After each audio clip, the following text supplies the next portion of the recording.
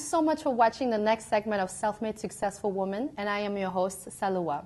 Self-Made Successful Woman is a platform where inspirational women share with us their personal journeys, the challenge they have faced, and most importantly, what success means to them. And you may have noticed my awesome sweater. This is my next guest, brand apparel.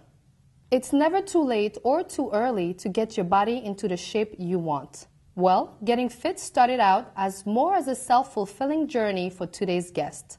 But that journey, she would later learn, blossomed into a desire for her to share her moves and expertise to help others feel just as great, both inside and out.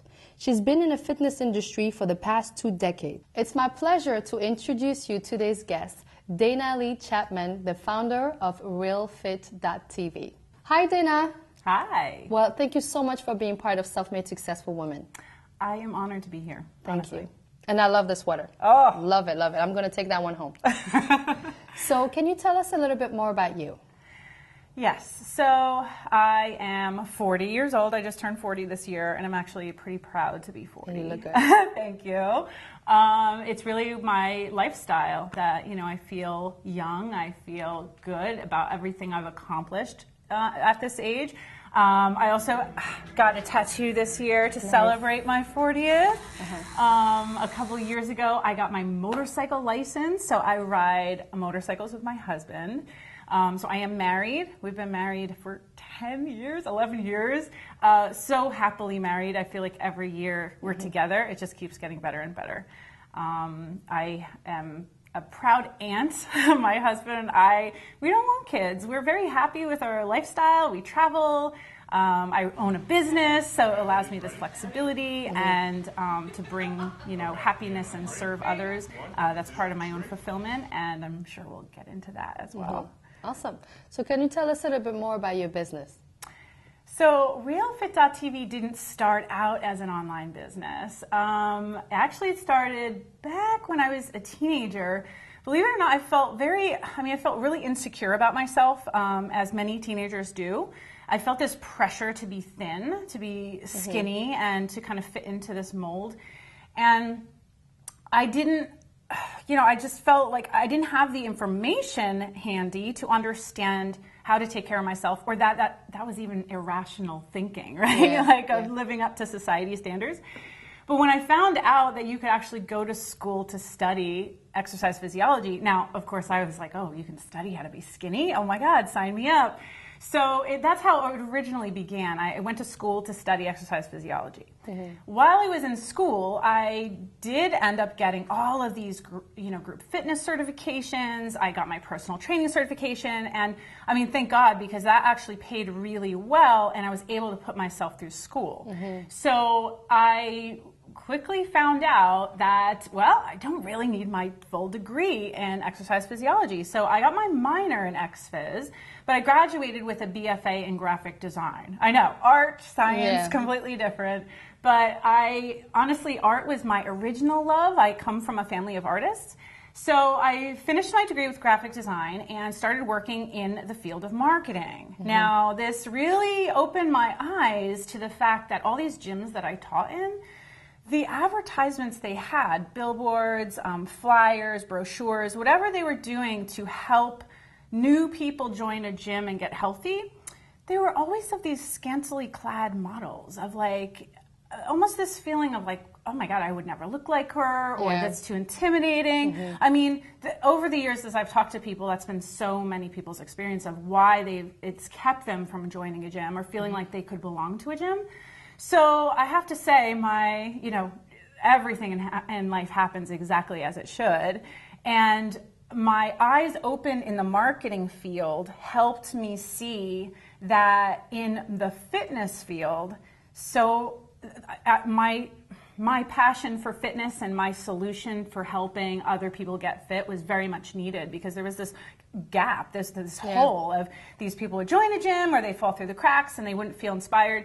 So I opened up my own gym, and this was in 2008. It was called Evolution Health and Fitness, and I was very proud of opening that gym. It was a long time coming. It took me 3.5 years to make it happen. It's definitely something that every day I had this driving force of, I can't wait to open my gym. I mean, my friends probably got like sick of me talking about it. My family too, like, shut up already about your gym.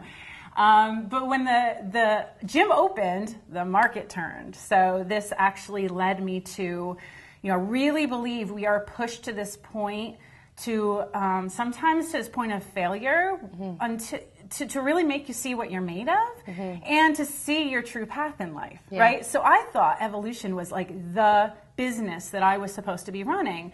And really that was the stepping stone to get me to understand that I was playing too small of a game. And that really brought my business online, and hence RealFit.tv. So now I help women all around the world. And oh my God, I think on my YouTube channel, like over 150 countries.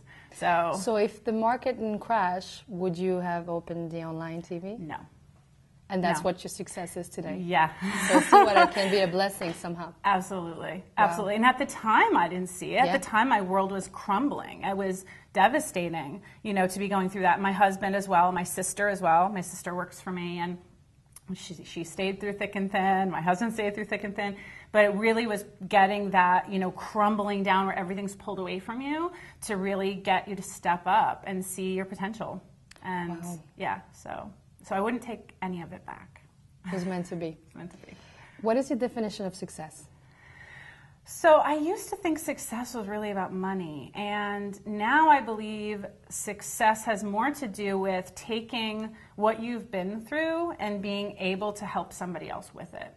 I really believe that your mess is your message, and as you can hear a little bit, I had quite the mess, but I really use that to my advantage, where I'm able to then help and inspire other people, other women specifically, because anything you're going through is not for nothing. So, I agree. So I would say my definition of success today has to do with using your own history and being able to serve others. And that, at the end of the day, leaves you feeling fulfilled and happy. And that's success. That's great. Great definition. So every successful person has daily rituals. What are yours? Oh, I so believe in my daily rituals. They are my glue. First thing in the morning, I always have a nice tall glass of water. I'm also a coffee drinker, so I usually say I'm double fisting it because I got the coffee and the water. I meditate every morning, or most mornings. Let me be honest, most mornings. But meditation will completely change how my day unfolds. It keeps me grounded, keeps me focused, making solid decisions, staying patient. Another ritual I have is planning my day. I am very much, and this might be the artist in me, the pen to paper kind of person. I do love my devices, and they help with scheduling and whatnot, but having a journal and planning, and dreaming and being able to write my goals out and my dreams out and giving them structure, that I do every single day. And of course, I'm going to say moving my body, right? So, I own a fitness channel. So that could come in the form of yoga. That could come in the form of strength training, or, one of the other, like I love spinning, I love kickboxing, sometimes walking. And also using, if I do take a walk, I'm lucky enough to live close enough to my studio, my production studio where we're sitting right now. I will listen to podcasts. I will listen to audiobooks. I believe that, just like we want to feed our body healthy foods, we want to feed our mind the nutrition it needs to thrive. That's true. Every day. Yep, I agree on that. I have to give you a high five. So my most important question: what was your biggest challenge, and how did you overcome it? So I shared a little bit about the struggle I went through with my business, but I have to say, looking back over the years, really what made all of that come to fruition was something I went through in my 20s. So I had met the first love of my life when I was about 20. I think I just turned 21. And he was a successful business owner. Success came to him pretty easily. Like he worked hard, don't get me wrong. It also got him into a position where he felt that, I guess he just had a hard time coping. And he ended up with a severe drug problem. And here I am, I didn't smoke pot, I didn't do anything. I barely even drank. I just wasn't interested. It's not my thing. And here I fall in love with this man who, a couple years into our relationship, ended up with a full-blown heroin addiction. Wow. And it was gut-wrenching. I moved in, I moved out. I moved in, I moved out. He went to rehab, he got clean, he was clean, I got pulled back in. It was like this magnetism back and forth, and I felt like I was the only person in his life that was this almost this dangling carrot of a reason to get clean. So I kept leaving him. But every time I found out that he was using again, I'll be honest, sometimes I wanted to turn my cheek because it's like it was just so emotionally draining, and I just wasn't always ready to leave, even though I knew that was the right thing to do. So I just felt in my heart, I always made the best decisions I could based on putting my head down on the pillow at night and what do I need to do to feel good about myself. And I had lost friends over this relationship. Even at some point my parents were like, he's not allowed in our house. And I could understand all of that. And yet I kept going back to him because I really felt this drive to do what was right. And I felt the right thing to do was to be there for him in many of those cases where nobody else was there for him. And I'm so glad that I did, because on a cold, snowy day in December of 2003, I got a phone call from his brother that he committed suicide. And oh my God, I was broken for my sister came and lived with me for like 2 weeks, I have to say. That was something that re-solidified my relationship with my sister. She lost a few people at a young age, and this is the first experience I had with death. And here it was, this man that I was in love with. And I thought maybe 6 months ago, there was a possibility he would have killed himself, but not now. I was like, what? He was back from rehab. He was doing great. He was possibly going to sell his business. And whoa, that was just devastating. So I have to say, though, I was very much at peace. I wasn't angry at him at all, which it can be very difficult through a suicidal situation. But and he even wrote a note. He left a suicide note. Wow. He did. And he named me in the note and said I would be the only one who understood. And that was very true. His family, his friends were completely... He wasn't happy? No.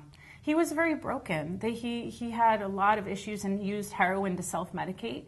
And, it just came from a very broken upbringing.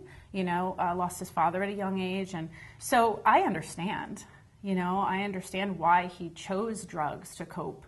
And I think because I had that level of compassion, that's why he was so drawn to me too. So when he passed away and I met Steve maybe 6 months later, I mean, that's the other huge thing.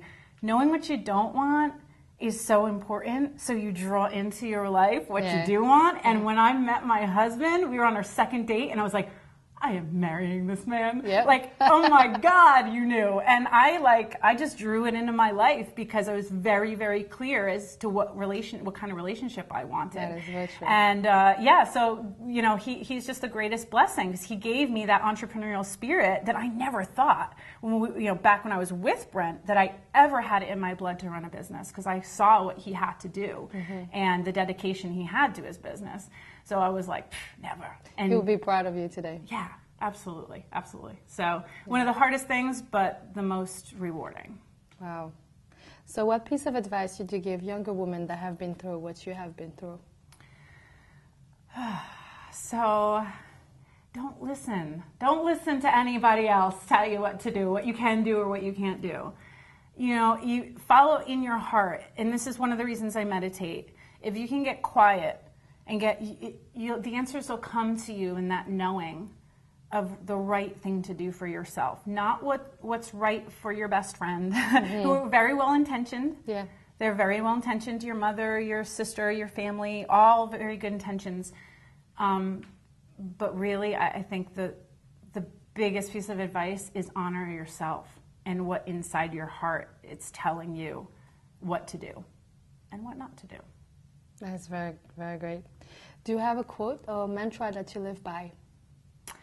I do. be the change you want to see in the world. Gandhi. Oh my God, I love that quote. I love that quote. It reminds me that if I'm in judgment of other people, that I need to stop and I need to take a look at the actions I'm taking. I need to be the example. Yeah. Instead of blaming and judging others. That's so, true. Love that quote. Well, thank you so much for sharing your story. I'm sure you inspired women around the world with your message. So thank you for that. Thank you. Guys, thank you so much for watching Self-Made Successful Women. And if you do have any questions or comments, please leave them below or come onto my website at salouaibaline.com. Until then, see you next time. Bye.